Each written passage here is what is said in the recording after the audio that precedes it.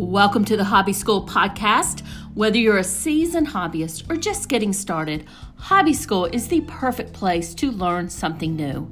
My name is Dr. Destiny Kopp, and I'm your host of the podcast. But before we jump into our episode for today, the only thing I ask is that if you enjoyed the episode, please share with a friend and give us an honest review on your favorite podcast platform.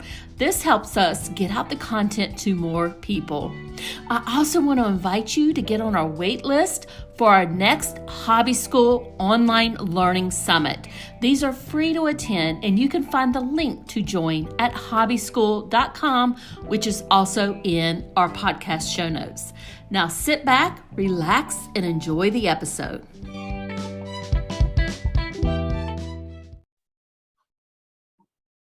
And my special guest today is Mindy Wood.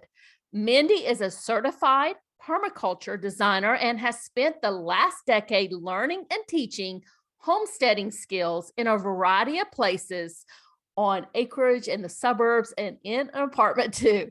So if you want to learn how to raise and grow your own food and medicine in a way that is healthy for people and the planet, Mindy is the person to help you. And today we're going to be talking about how to use permaculture for an easier garden. And Mindy, thank you so much for joining me. I am very excited to jump into this conversation with you that I know very little to nothing about. So I think it'll be a great conversation. And before we jump into all the questions I have for you, can you tell the good audience a little bit more about you and how you help people? Sure. So I'm really excited about this conversation too.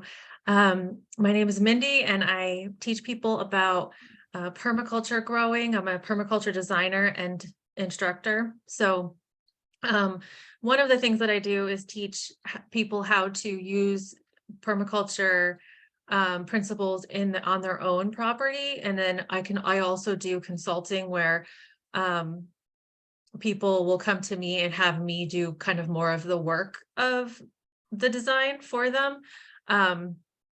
But either way, permaculture helps people to have easier gardens. So people typically are really fascinated by that and want to learn more.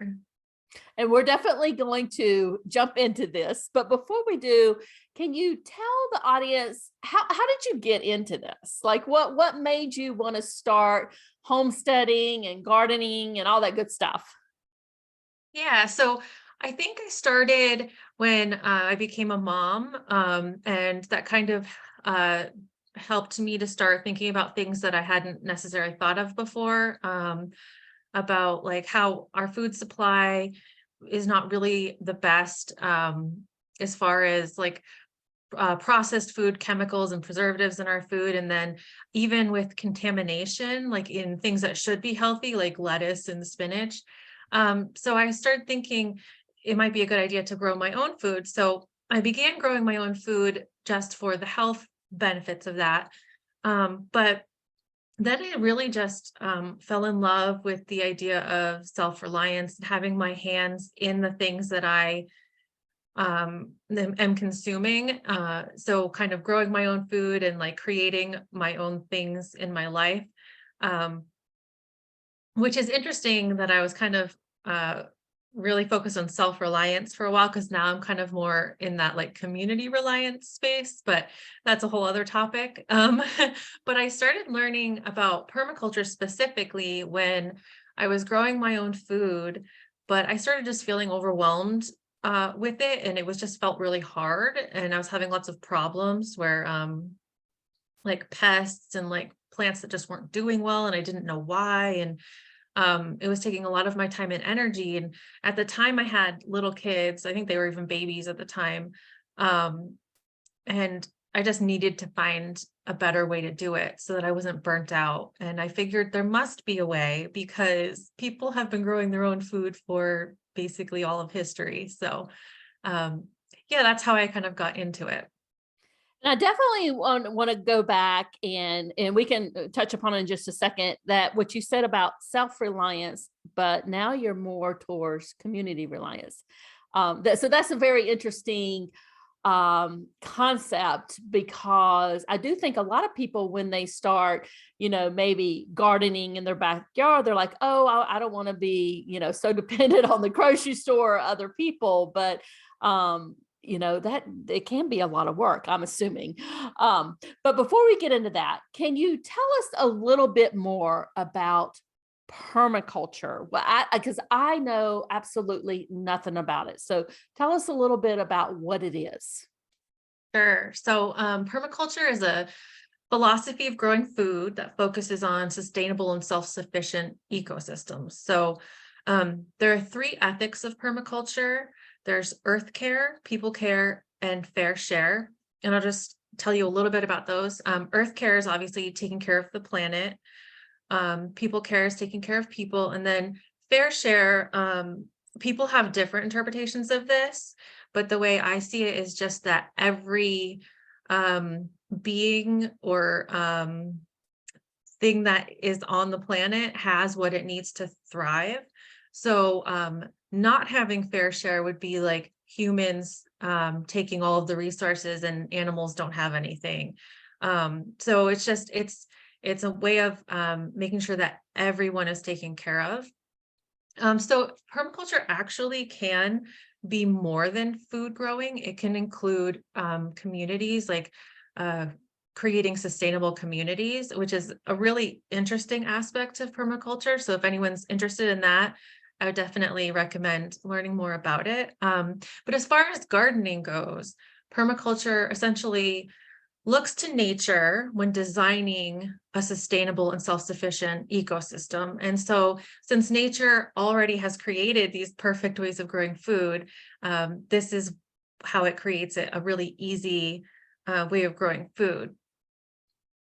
And so when I started with permaculture, I started noticing like right away how easy things started getting, because I was kind of making these connections where like, oh, in nature, there's, mulch like in like a forest, there's mulch from the leaves, and that keeps grass from growing there. So that's why the blueberry bushes can grow, and, all these different things. So it's really interesting.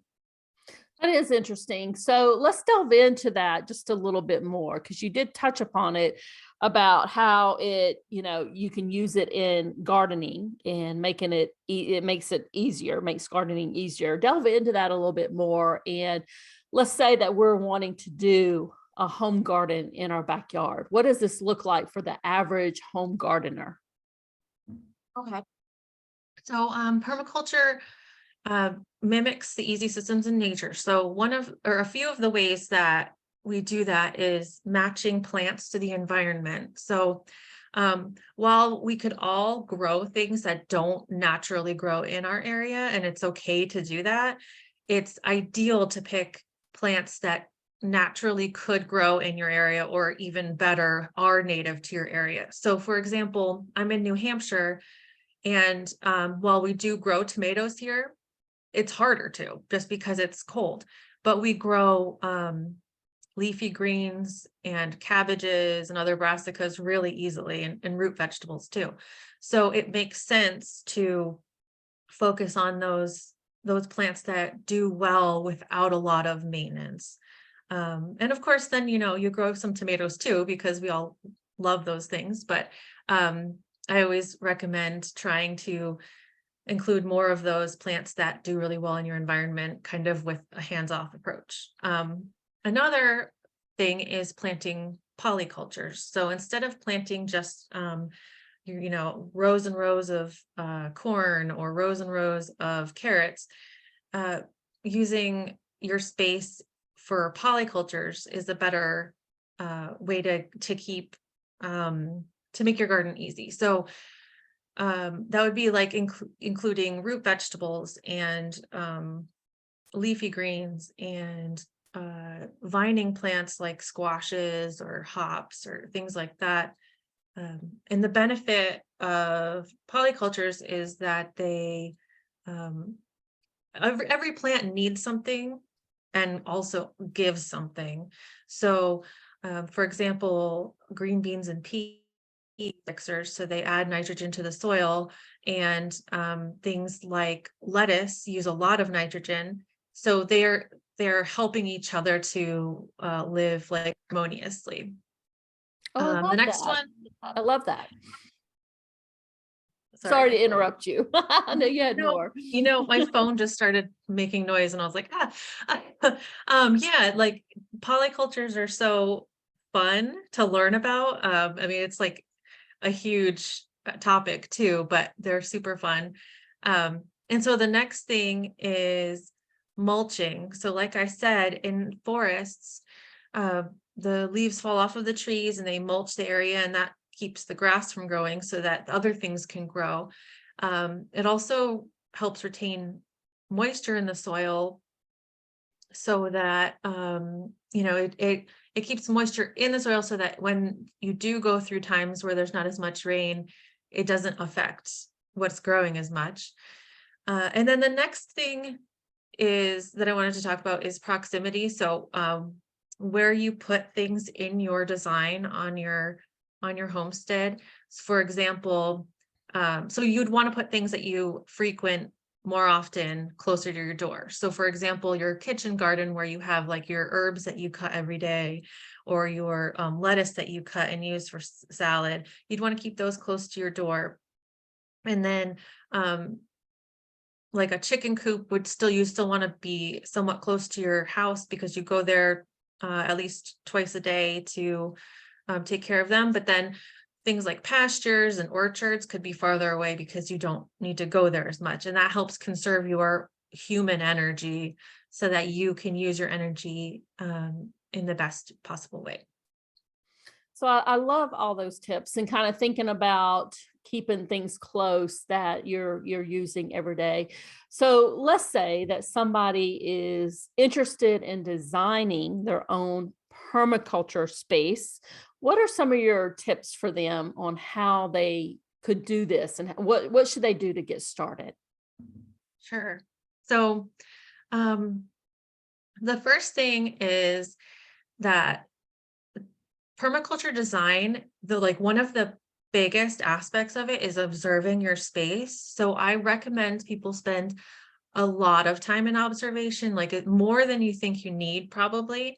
And what I mean by observation is looking at your space and keeping track of things that you're noticing about it. So that's noticing that, oh, in the morning this spot gets a lot of sun, and by the afternoon this spot gets more sun, and maybe this spot really stays shady all day. And in the spring, when all the snow is melting, there's a big pooled like a vernal pool here, or maybe at a different spot stays really dry.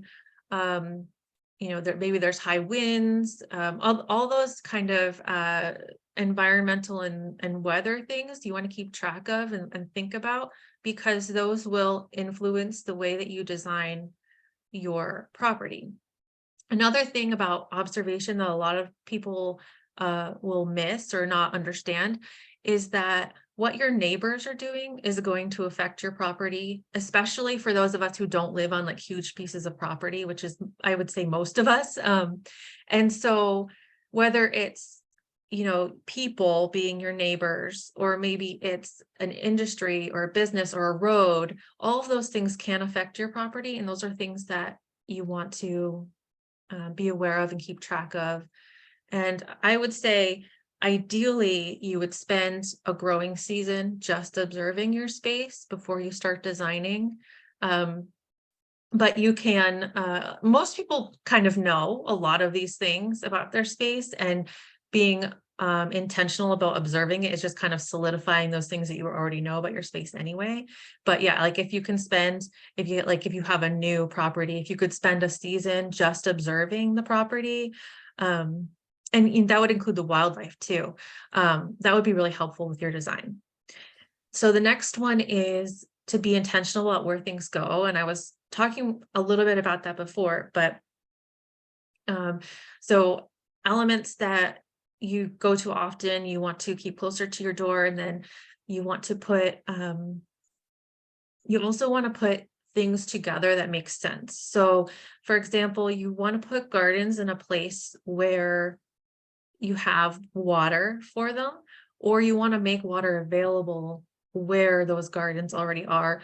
And also you'd want water available for your livestock. So um, hauling water is probably one of the worst things to do if you want to conserve your energy and make life easier. So thinking about water systems is really important. And sometimes that means um, just putting in like a hose somewhere or a spigot somewhere, or sometimes that's doing like a water catchment or like irrigation. But that would just having a solution for the water that you need, whether it's livestock or gardens, will make your life so much easier. And then the last thing that I wanted to talk about for this is that you want to focus on healthy soil. So healthy soil will help your gardens to be the healthiest that they can be, so that they don't get kind of overrun with pests and disease, and like your plants don't do well and all that stuff. So the first thing for healthy soil is it also retains a lot of moisture. So healthy soil will like, it kind of holds the moisture in like a sponge, so that it can kind of get through the drier periods longer. And then polycultures again help support the soil life, and they also help support each other. Those plants help support each other, but they support the soil life so that plants will give to the soil and take from the soil. And so those polycultures will help keep that soil in balance. In the opposite of that would be like if all I planted was carrots in my garden, the soil would probably become depleted of potassium, and it would probably have higher levels of other nutrients. And so that's why polycultures are really helpful to the soil, is that some need these nutrients and some need these nutrients, and it kind of all works together. And then, as I mentioned before, mulch helps to protect the soil, protects the topsoil and keeps moisture in. So those are really the three biggest things that I would say if people were trying to design their homestead. If you focus on those things, you're going to be like way ahead of everyone else in your garden. And I like the tip that you gave about kind of just, going at and just observing your space. Because I know even, and I don't have a big area here at our home, but even, some of it gets more sun than others. I know if we have a big rain, there's puddles out in some areas that kind of sit there for a little bit. So I think that's such an important tip. Now, Mindy, before we close it up here today, do you have any last minute advice or tips for the audience? Yeah, I would say just focus on what your needs are for your homestead and what you want. And don't worry about like what other people are doing. I think a lot of times we think, oh, well, so-and-so is growing tomatoes and my neighbor is doing this or that, and maybe I should do those things. But you really don't have to. Like if you don't want to have chickens and you'd rather have ducks, or maybe you don't want them at all, you don't have to. Just because that's like what a lot of people do, it doesn't mean that's what you have to do. And it's better to have an unusual arrangement of animals and plants on your homestead that fit what you want, than to just pick the ones that people typically do and then be unhappy with it. So, Mindy, thank you so much for joining us today. Before we wrap it up here, can you tell the audience where they can find you? And I believe you have a free gift for them also. Absolutely. So you can find me at my website at ourinspiredroots.com. You can also find me on Instagram at ourinspiredroots. And I do have a free gift. It's called 3 Secrets to Easy and Abundant Gardens. And it kind of goes deeper into some of the things that I just talked about. And you can find that on my website. And you can even, if you wanted to, just send me a message on Instagram and I could send it to you. And we'll also make sure that those links are in the show notes so people can click there and get that free gift. Mindy, thank you so Awesome. much for joining us. I absolutely loved our conversation. Me too. Thank you so much.